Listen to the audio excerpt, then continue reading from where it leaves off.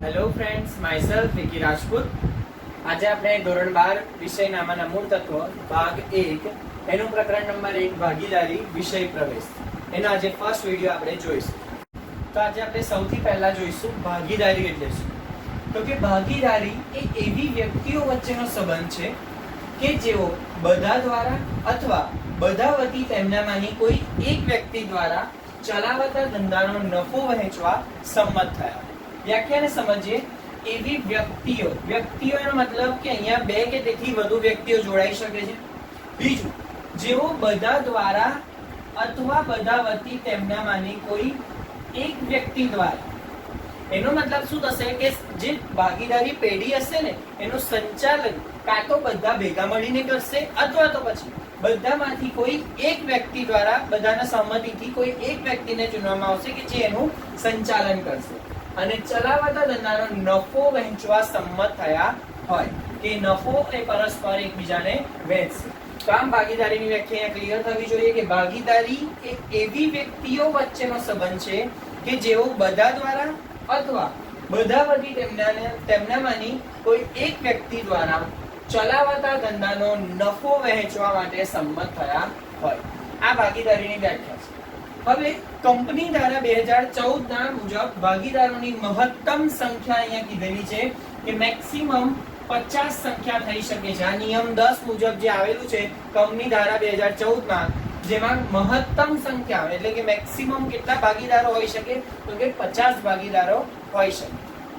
બીજી એક વસ્તુ તમે ધોરણ 11 ની અંદર શીખ્યા હતા કે ભાગીદારી જ્યારે પેઢી હોય એ પેઢીની અંદર કરાર કરવો એ હિતાવહ છે. અને કેવો કરાર કરવો હિતાવહ છે? લેખિત કરાર કરવો હિતાવહ છે.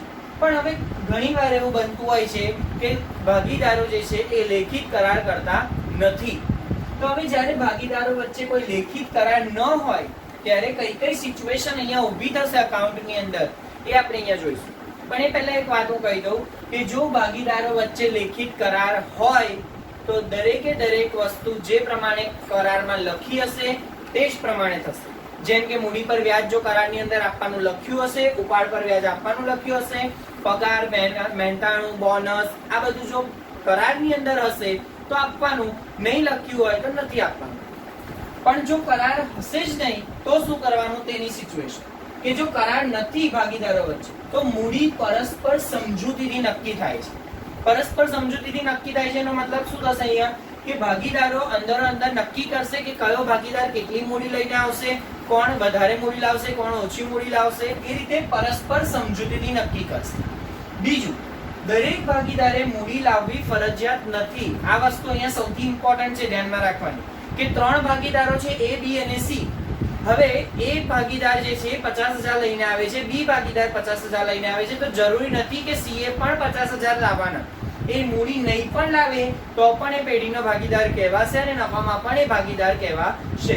એનો મતલબ ખાસ અહીંયા ધ્યાન રાખો કે દરેક ભાગીદારે મૂડી લાવવી એ ફરજિયાત રહેતું નથી. ત્રીજી વસ્તુ, નફા નુકસાનની વહેંચણી એટલે કે નફો થાય છે અથવા તો ખોટ થાય છે અને જો ભાગીદારે લેખિત કરાર કર્યો નથી તો આ નફો અથવા તો નુકસાન એ સરખે હિસ્સે વહેંચવામાં આવશે. એટલે કે 1:1:1 જો 3 ભાગીદાર હોય તો વહેંચવાશે. પછી મૂડી અને ઉપાડ પર કોઈ પણ વ્યાજ આપવામાં આવતું નથી. આ એક ઇમ્પોર્ટન્ટ વસ્તુ છે કે ભાગીદારો વચ્ચે જ્યારે જો કરાર નહીં હોય તો કોઈ પણ જાતનું વ્યાજ એટલે કે મૂડી પર વ્યાજ કે ઉપાડ પર વ્યાજ અપાશે નહીં. આ સાથે પગાર, બોનસ, મહેનતાણું, કમિશન વગેરે આપવામાં આવશે નહીં. એટલે અહીંયા ખાસ ધ્યાનમાં રાખવાનું, જો કરાર નથી કરેલો તો મૂડી પર વ્યાજ, ઉપાડ પર વ્યાજ અથવા તો ભાગીદારને પગાર આપવો, મહેનતાણું, કમિશન આ બધું કંઈ અપાશે નહીં. પણ એક મેઇન ઇમ્પોર્ટન્ટ વસ્તુ જે અહીંયા બોર્ડમાં પણ આ ક્વેશ્ચન ટ્વિસ્ટ કરીને પૂછાય છે એ છે ભાગીદારે પેઢીને દીધેલી લોન પર 6% વ્યાજ આપવાનું છે. આ ખાસ યાદ રાખવું કારણ કે અહીંયાથી ટ્વિસ્ટ કરીને 1 માર્કની અંદર આ ક્વેશ્ચન પૂછાતો હોય છે. ખાસ કે ભાગીદારે પેઢીને દીધેલી લોન પર 6%. એનો મતલબ સપોઝ એક ભાગીદારી પેઢી છે જોશી બ્રધર્સ કરીને, એમાં એ ભાગીદાર છે. હવે એ ભાગીદારે જોશી બ્રધર્સને એટલે કે ભાગીદારી પેઢીને જો કોઈ લોન આપી હશે તો એ જોશી બ્રધર્સે 6% લેખે ભાગીદાર એ ને વ્યાજ આપવું પડશે. આ વસ્તુ ધ્યાનમાં રાખજો કે ભાગીદારે કોઈ ભાગીદાર છે એ જ્યારે પેઢીને લોન આપે છે ત્યારે તેને 6% લેખે વ્યાજ મળવા પાત્ર રહેશે. એનો મતલબ કે જો પેઢી કોઈ જે છે, કોઈ પેઢી એ ભાગીદારને લોન આપશે તો એના પર વ્યાજ નથી, ભાગીદાર પેઢીને આપશે તો જ એના પર 6% લેખે વ્યાજ મળશે. બીજું, ભાગીદારે પેઢી માટે કરેલો વ્યાજબી ખર્ચ પેઢી પાસેથી વસૂલ કરી શકાશે. આ એવો ખર્ચ છે કે જ્યારે ભાગીદારી પેઢી અસ્તિત્વમાં નથી આવી એ સમયે કોઈ ખર્ચ એવો થયો હશે શરૂઆત કરવા માટેનો, એવો ખર્ચ, એવો વ્યાજબી ખર્ચ એ પેઢી પાસેથી વસૂલ કરી શકશે. તો આપણે અહીંયા સૌથી પહેલા સિમ્પલ વસ્તુઓ થોડી ઘણી જોઈ કે ભાગીદારી એટલે શું, તો કે વ્યક્તિઓ વચ્ચેનો એવો સંબંધ કે જેમાં બધા દ્વારા અથવા બધા વતી તેમનામાંની કોઈ એક વ્યક્તિ દ્વારા ચલાવાતા ધંધાનો નફો વહેંચવા સંમત થાય. બીજી વસ્તુ જોઈ કે ભાગીદારોની મહત્તમ સંખ્યા કેટલી હોય છે, તો કે 50 હોય છે. ત્રીજો સૌથી ઇમ્પોર્ટન્ટ પોઈન્ટ જોયો કે જો કરાર ન હોય તો કેવી રીતે આપણે ડીલ કરીશું બધી સિચ્યુએશનને. તો એમાં સૌથી પહેલું હતું કે મૂડી પરસ્પર સમજૂતીથી લાવવી. બીજું, દરેક ભાગીદાર મૂડી લાવશે જ એ જરૂરી નથી. ત્રીજું, નફા નુકસાનની વહેંચણી જે છે એ સરખા હિસ્સામાં કરવાની, એટલે કે 1:1 ના પ્રમાણમાં કરવાની. મૂડી અને ઉપાડ પર કોઈ પણ જાતનો વ્યાજ અપાશે નહીં. સાથે સાથે કોઈ પણ ભાગીદારને પગાર, બોનસ, કમિશન, મહેનતાણું આ વગેરે આપવાનું નથી. પછી એક વસ્તુ છે કે ભાગીદારે પેઢીને ધીરેલી લોન હશે ને તો એના પર 6% લેખે પેઢીએ વ્યાજ ચૂકવવું પડશે. અને પેઢી માટે જો કોઈ ભાગીદારે પહેલેથી કોઈ ખર્ચા કરેલા છે તો એ વ્યાજબી ખર્ચ એ પેઢી પાસેથી વસૂલ કરી શકશે. હવે સૌથી ઇમ્પોર્ટન્ટ પોર્શન પર આપણે આવીએ, જે હવે આગળના ચેપ્ટરો માટે બેઝ છે. તો હવે અહીંયા છે ભાગીદારી પેઢીમાં મૂડી ખાતા રાખવાની કુલ 2 પદ્ધતિઓ. એક તો અસ્થિર મૂડી ખાતાની પદ્ધતિ અને બીજી સ્થિર મૂડી ખાતાની પદ્ધતિ. અસ્થિર મૂડી ખાતાની પદ્ધતિને આપણે હંગામી મૂડી ખાતાની પદ્ધતિ કહીશું અને સ્થિર મૂડી ખાતાને કાયમી મૂડી ખાતાની પદ્ધતિ પણ કહીશું. સૌથી પહેલા તો બંને જે મૂડી ખાતા જે છે, અસ્થિર મૂડી ખાતા અને સ્થિર મૂડી ખાતા પદ્ધતિ, આ બંનેનો એકવાર અર્થ જોઈએ કે અર્થ શું થાય છે. અસ્થિર મૂડી ખાતું, કેમ અસ્થિર મૂડી ખાતું એને કહેવાય છે, એનું કારણ એક જ છે કે અહીંયા શું હોય છે, શરૂની જે મૂડી ખાતાની બાકી અને આખરની મૂડી ખાતાની બાકી એ બંને વચ્ચે તફાવત જોવા મળે છે અથવા તો એક સરખી હોતી નથી. તેથી તેને અસ્થિર મૂડી ખાતાની પદ્ધતિ કહેવાય છે. જ્યારે સ્થિર મૂડી ખાતાની પદ્ધતિમાં શું હોય છે કે શરૂની બાકી, એટલે કે શરૂની મૂડી ખાતાની બાકી અને આખરની મૂડી ખાતાની બાકી એ લગભગ સરખી જ રહે છે. તેથી તેને સ્થિર મૂડી ખાતા પદ્ધતિ કહેવાય. આ થયો એનો અર્થ. હવે અહીંયા ખાસ ધ્યાન રાખો કે અસ્થિર મૂડી ખાતાની પદ્ધતિ હશે તો અહીંયા ફક્ત મૂડી ખાતું જ બનાવીશું, એટલે એક જ ખાતું બનાવીશું ને એમાં બધી વસ્તુની નોંધ કરીશું. હવે એમાં જમા ખાતે જમા બાજુ શું લખીશું તે કે સપોઝ આપણે આ રીતે મૂડી ખાતું બનાવીએ છીએ, એમાં આપણે અહીંયા જમા બાજુ શું લખીશું તો કે સૌથી પહેલા આવશે શરૂની બાકી. આ સિવાય કોઈ વધારાની મૂડી લાયા હોય તો તે આવશે. મૂડી પર વ્યાજ આવશે, પગાર, બોનસ, કમિશન, મહેનતાણું આ બધી વસ્તુ આવશે જમા બાજુ. અને ઉધાર બાજુ શું આવશે તો કે ઉપાડ અથવા તો ઉપાડ પર વ્યાજ અને વહેંચણી પાત્ર જો ખોટ હશે તો તે આવશે. એનો મતલબ એક વસ્તુ અહીંયા ધ્યાનમાં રાખવાની એવી છે કે અહીંયા મૂડી અને મૂડીને લગતા જે કઈ બીજા ખર્ચા છે તો વ્યાજ હશે, ઉપાડ પર વ્યાજ છે, પગાર, બોનસ, કમિશન, મહેનતાણું આ બધી જ વસ્તુને એક જ ખાતામાં લખીએ છીએ જે છે મૂડી ખાતું. હવે અહીંયા સ્થિર મૂડી ખાતા પદ્ધતિ. સ્થિર મૂડી ખાતા પદ્ધતિમાં 2 ખાતા બનાવવામાં આવે છે. એક તો ભાગીદારનું મૂડી ખાતું અને બીજું આવશે ભાગીદારનું ચાલુ ખાતું. તો આમ 2 ખાતા બનાવશે, એક તો ભાગીદારનું મૂડી ખાતું અને બીજું આવશે ભાગીદારનું ચાલુ ખાતું. અહીંયા ખાસ ધ્યાન રાખવાની એક વસ્તુ છે કે જ્યારે અહીંયા મૂડી ખાતું બનાવીશું તો અહીંયા ફક્ત અને ફક્ત બાકી આગળ લાવ્યા અને લઈ ગયા જ આવશે. એનો મતલબ શરૂની બાકી અને આખરની બાકી જ આવશે. જો કોઈક વાર વધારાની મૂડી લાવ્યા હોય અથવા તો લઈ ગયા હોય તો જ તેની નોંધ થશે. બાકી અહીંયા ફક્ત અને ફક્ત બાકી આગળ લાવ્યા અને લઈ ગયા જ આવશે. એટલે ભાગીદારનું મૂડી ખાતું જે છે એ હંમેશા એક જ ટાઈપની મૂડી રહેશે કે આટલી મૂડી લાવ્યા હતા, આટલી મૂડી લઈ ગયા, લાવ્યા લઈ ગયા, સેમ રહેશે દર વર્ષે. અહીંયા બાકીની વસ્તુ એટલે આપણે જે ઉપર જોઈ હતી કે જે મૂડી પર વ્યાજ, પગાર, બોનસ, કમિશન, મહેનતાણું અથવા તો ઉપાડ છે, ઉપાડ પર વ્યાજ છે, આ બધી વસ્તુઓ ક્યાં નોંધાશે તો કે આ પદ્ધતિની અંદર આ બધી વસ્તુઓ જશે ચાલુ ખાતા. હવે ચાલુ ખાતામાં પણ જોઈએ કે જમા બાજુની બાકી.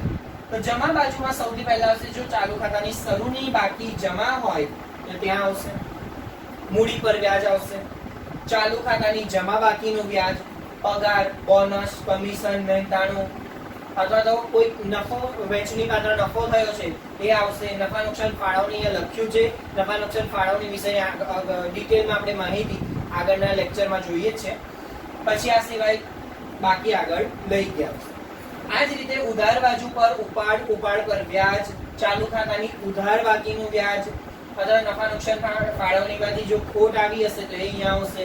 અને છેલ્લે બાકી આગળ લઈ.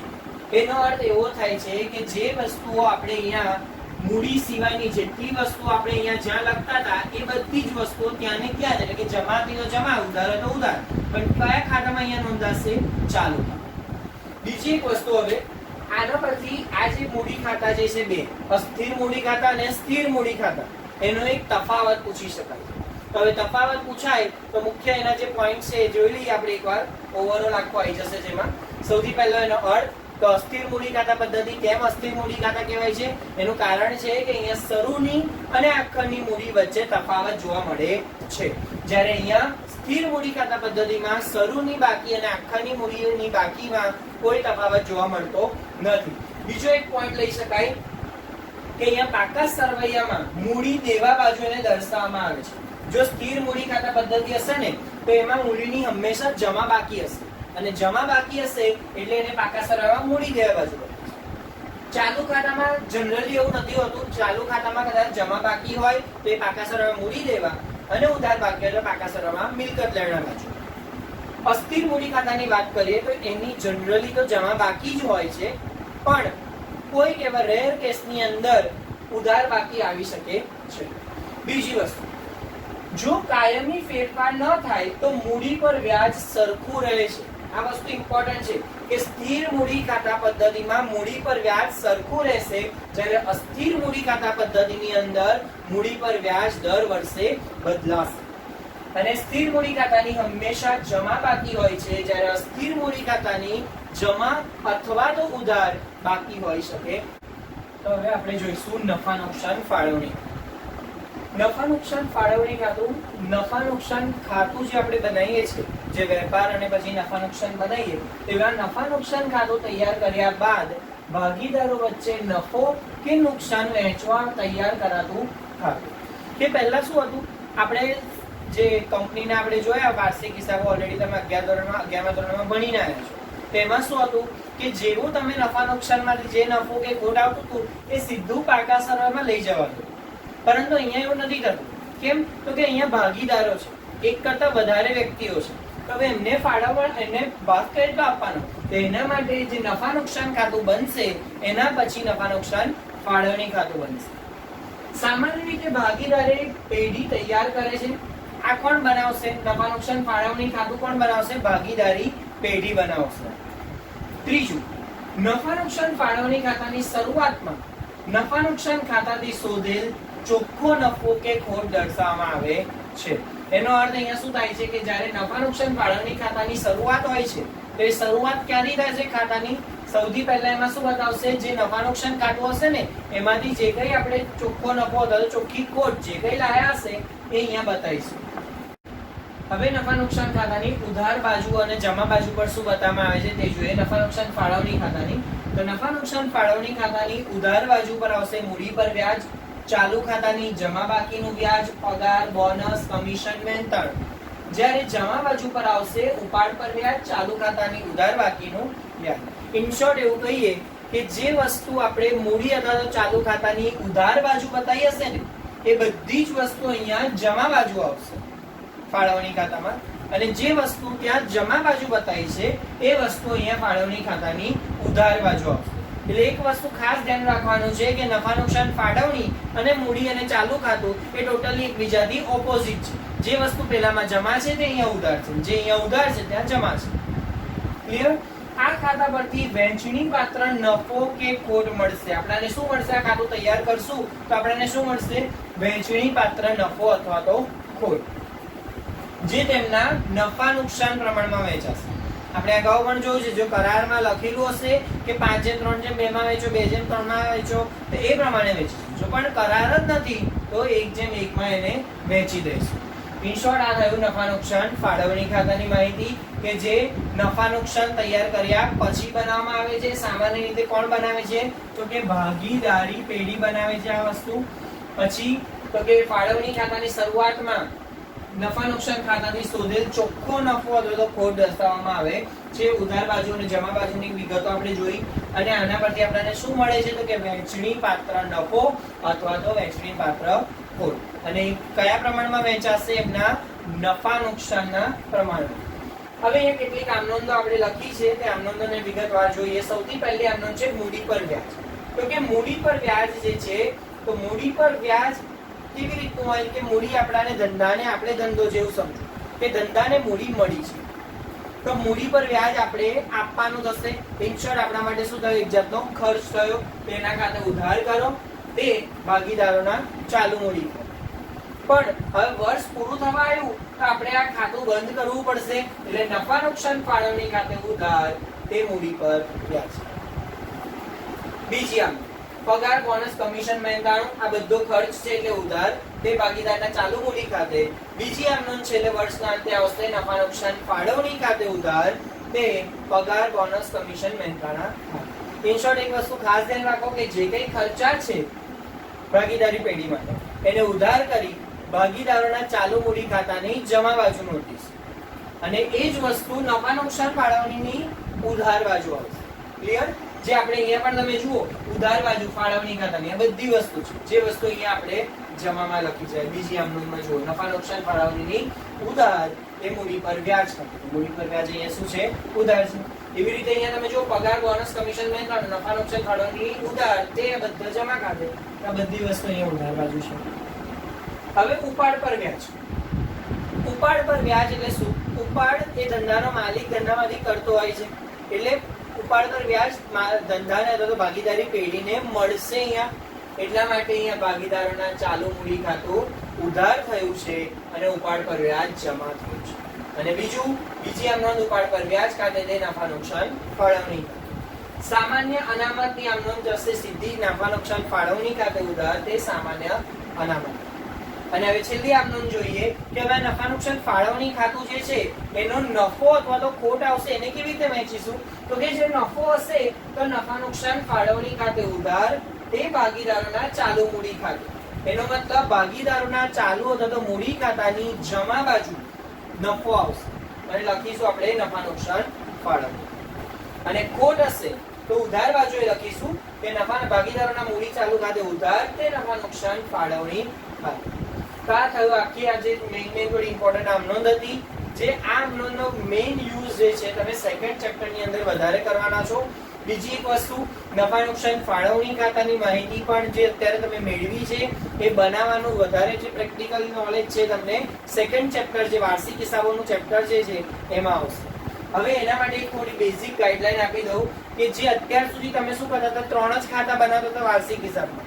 વેપાર ખાતું, નફા નુકસાન ખાતું અને પાકું સરવૈયું. પરંતુ અહીંયા હવે તમારા ખાતા થોડા વધી જશે. વેપાર ખાતું તો આવશે જ, નફા નુકસાન ખાતું પણ આવશે. પણ જેમ કે આપણે જોયું કે નફા નુકસાન ખાતું તૈયાર કર્યા બાદ આપણે કયું ખાતું બનાવીશું? નફા નુકસાન ફાળવણી ખાતું. તે ત્રીજા નંબરનું બનશે. ફાળવણી ખાતાની બાકીઓ આપણે ક્યાં લઈ જઈએ છીએ તો અહીંયા જુઓ તમે નફા નુકસાન ફાળવણીની બાકી ક્યાં લઈ ગયા? મૂડી અથવા તો ચાલુ ખાતે. એ પણ બનાવીશું અને છેલ્લે આવશે પાકું સરવૈયું. તો જ્યારે પણ વાર્ષિક હિસાબો બીજા ચેપ્ટરમાં આવશે ત્યારે તમારે આ ખાસ ધ્યાન રાખવાની, આ સિક્વન્સ ધ્યાનમાં રાખવાની છે. તો અહીંયા સૌથી પહેલા વેપાર ખાતું, પછી નફા નુકસાન ખાતું, પછી નફા નુકસાન ફાળવણી ખાતું, પછી ભાગીદારોના મૂડી અથવા તો ચાલુ ખાતા અને છેલ્લે આવશે પાકું સરવૈયું.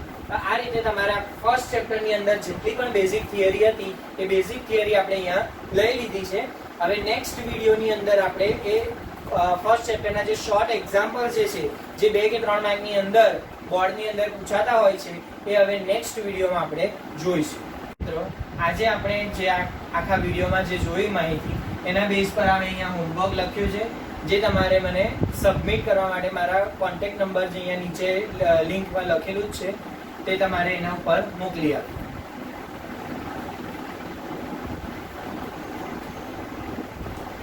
મિત્રો આપણે અહીંયા જે વાત કરી હતી કે જે નમૂનાઓ અહીંયા મેં હોમવર્કમાં પણ આપેલા છે અસ્થિર મૂડી ખાતા પદ્ધતિમાં જે એક જ મૂડી ખાતું બનાવવામાં આવે છે તેનો આ નમૂનો છે.